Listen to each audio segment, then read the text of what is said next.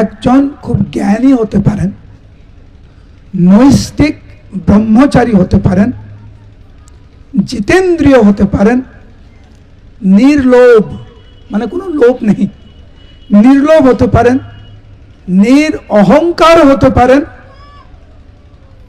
বিষয়াসক্ত নয়, বিষয়ের প্রতি কোনো আসক্ত নেই, তাও হতে পারে। কিন্তু এত কিছু থাকা সত্ত্বেও সেই ভগবানের কৃপা থেকে কিন্তু বঞ্চিত হতে পারে। আরেকবার বলছি, মন দিয়ে শুনবেন। একজন ব্যক্তি জ্ঞানী হতে পারে,